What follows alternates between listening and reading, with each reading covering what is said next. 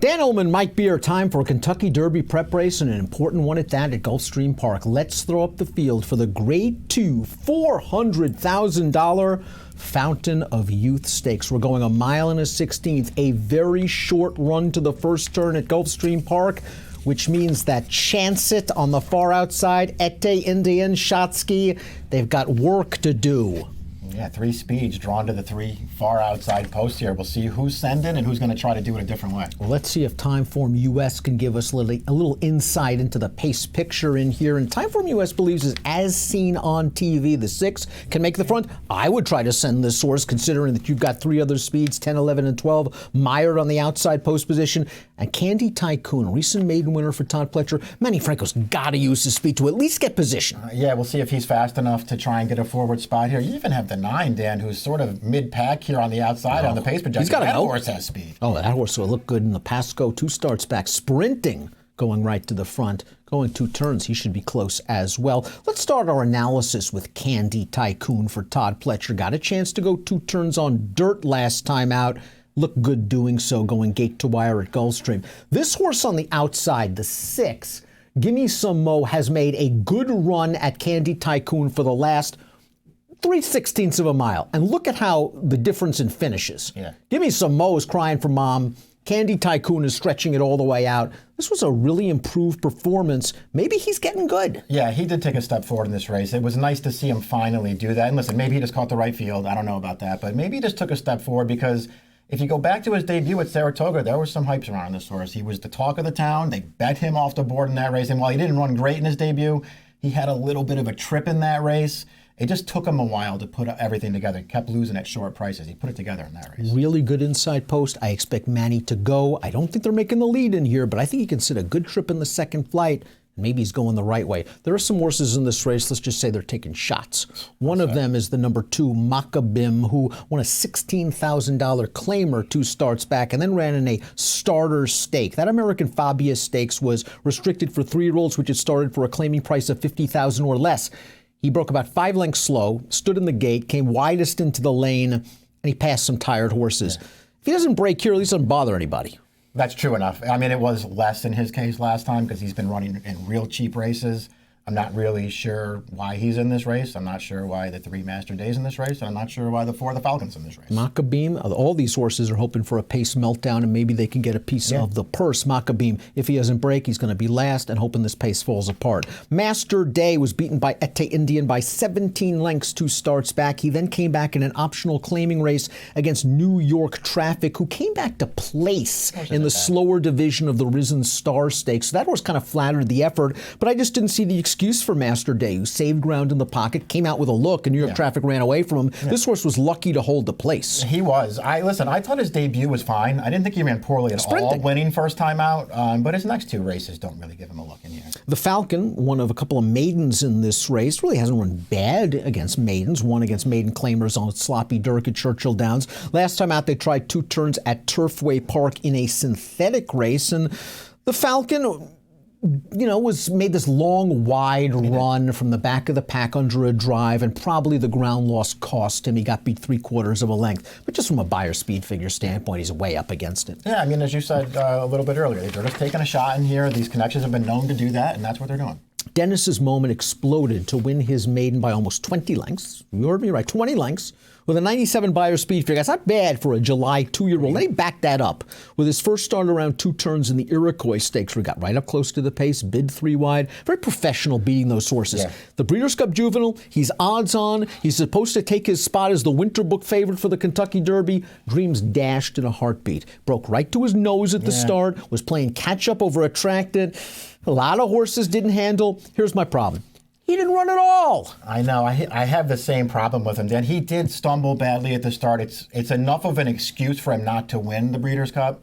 I just wanted to see him do something at some point in the race. I mean, it almost looked like there were a couple of points where Irad was trying to get him to make a run. He never passed a horse the entire race, and it just came up empty in the stretch. It was very disappointing. Yes, there was an excuse. It was still very disappointing. I'm very intrigued to see what we get in this 3-year-old I debut. really think this is the right spot for him to I come do, back too. in his 3-year-old debut. I think he's going to get the right pace set up. And if we see the Dennis's moment from 2 and 3 back, this race could simply be an afterthought. But you've got to put away in your mind that last race. Disappointing despite the excuses. As seen on TV, stretched out to a 1-turn mile last time out. And for a horse that likes to be close to the pace, he just let a runaway go off, and it was the right move. I think that Paco Lopez was forced to go a little early on the turn when the speed stopped and Chance It shot right up the rail. True. It forced, as seen on TV, to go 3 wide around the tiring speed. He confronted Chance It. He couldn't go by. Do you think if you switch trips, you switch outcomes? I didn't look at it that way. I'm not going to say that I'm 100% right about that, but I feel like he had every chance to still win the race.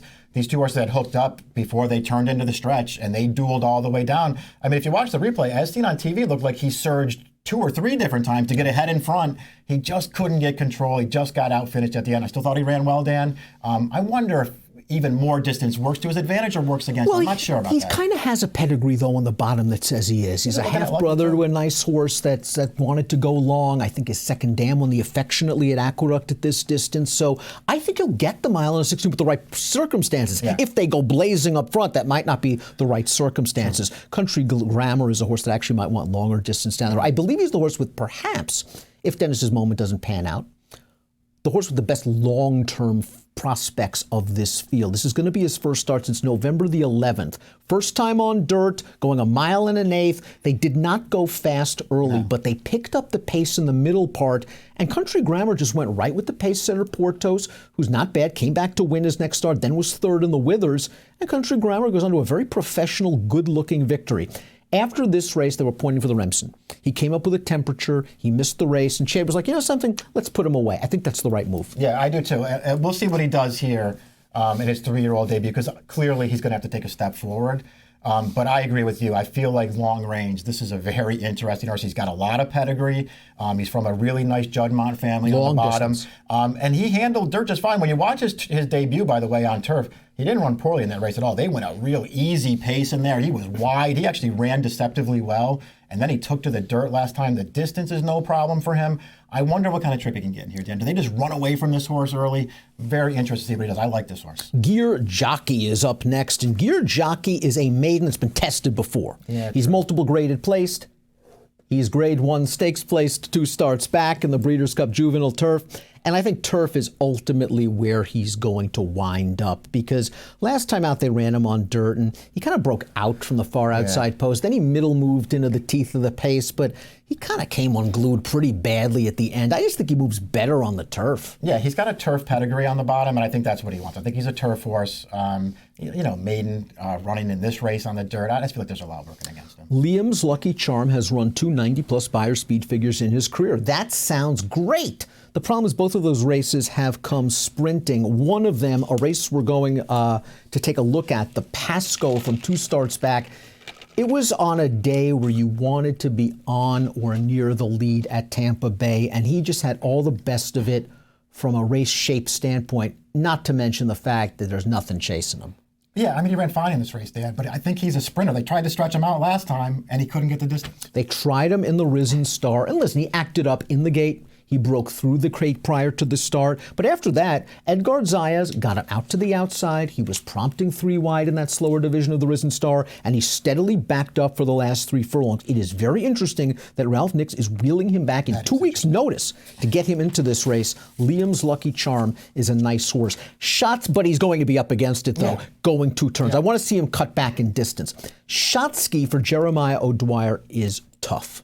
He's underrated. This is going to be the toughest test of his career. I like that they're running him here. They're going to find out what they got here. Better to find out now than later, I think, because you can always adapt. Shotsky, I thought, ran better than it looks in the street sense. It was a race that we've talked about several times on DRFTV. 4 wide both turns, made a big run at it, tired. In the Remsen, great ride from Luis Saez. Grabbing the lead in the rail on a day where it was paramount to be there, he won.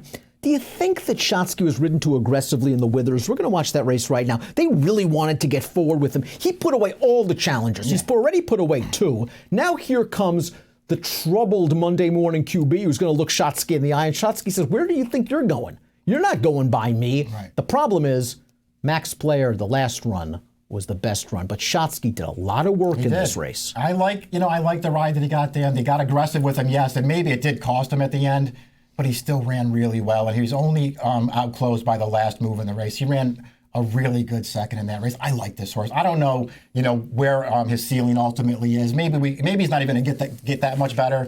But he's just run really well in all of his dirt races. And I think Johnny V's going to play the break. He's going to break running. He's going to break running to get out of there. But if Liam's Lucky Charm, and as seen on TV, wants to go, I can see Johnny V working out a 3-wide tracking trip off of this pace. He doesn't need the lead. I think he's going to be in prime contention, turning for home. I agree. Whether the pace is a little too enervating for him, we'll find out. Ete Indian. Look, really good winning his turf and career debut, going 5 on the weeds. It showed he can rally from off the pace, which is somewhat heartening because he's shown a lot of speed in his 2 dirt starts, including this race, the Grade 3 Holy Bull. Now listen, Tiz the Law is one of the best 3-year-olds in the country, if not the outright best right now. He won the Champagne last year at 2. And Tiz the Law had about 5 lengths worse of a trip than Ete Indian had in this race. True. But also, if Tiz the Law was in this race, he'd be a prohibitive favor. And Ete Indian is not embarrassed. There's nothing behind him, but that's how you beat nothing, by 10. Yeah, and listen, I thought he ran fine in that race. Ultimately, being able to clear to the lead up the backstretch probably worked to his advantage. Absolutely. It also helps when nobody's running behind you in that race, so he's well clear in second. But he did earn a figure. He's run pretty well in both of his dirt starts. I'm still not sold on him, Dan, but I won't be surprised if he runs well again. Just off the cold dope chance that if he runs, the Connection's not pleased with this post position. They got their eyes perhaps on the Tampa Bay Derby next week. We'll see. If he runs here on the cold dope, the horse to beat. He's run 4 90-plus buyer speed figures, including the 99 he earned turning back as seen on TV in the Mucho Macho Man. Now, he shot through along the inside on the turn. As seen on TV, parries the first thrust. He's in front. He's got a lot of work to do. Just chance it. He digs deep. He's going to hop back to his left lead. He's really trying. He's really straining. He gets it done. I know this is a one-turn mile, but he'll get the mile in a 16th with the right trip. He's not getting the same trip he got here. Probably not, but he's already won the 2-turn mile and a 16th over this track. That was against weaker horses, but he did, he did win very easily that day. He came back with a dead game win there. I liked that performance from him, Dan. I think he's a contender. I wouldn't take too short a price on him. I wouldn't take too short a price on him as well because, listen, his best game is to get close. And breaking from the far outside, if you take him back, he's going to be coming from 8th or 9th, getting dirt kicked in his face. He settled okay last time out. Yeah. But if you go with the speeds, you could be 5-6 wide going into the first turn. So that's why you got to ask for value. I think he's going to run well if he runs here, but I opted for someone else. Mike did as well. Let's take a look at our top selections for the Fountain of Youth Stakes. Dennis's moment. Weigh the horse to beat if he runs anything other than the Breeders' Cup Juvenile, and of course the debut where he threw to Jockey. Yeah. He's weighed the horse to beat. I liked what I saw from Ete Indian last time out, and I'm curious to see if he can sort of follow Shotsky around there in the second flight and maybe finish with some aplomb. Yeah, I don't know. I sort of chalked out here with Dennis's moment. I don't love him, Dan. I just ultimately couldn't talk myself into anybody else. I probably should have put my second pick on top, Country Grammar. I like that horse. I'm very interested to see what he does here. I'm going to use him, and I'm also going to use Shotsky. I have no problems with Shotsky. I just put Dennis's moment on top. If he runs his good race, he's supposed to be really tough. We've also used the 6 as seen on TV in there. From a fig standpoint, he's right there. And with his speed inside of the other speeds, maybe he can work out a trip under Paco. It is a fun race. It is an important race in terms of the road to the Kentucky Derby. It's the Grade 2 Fountain of Youth, and has an approximate post time of 6:04 Eastern. Good luck.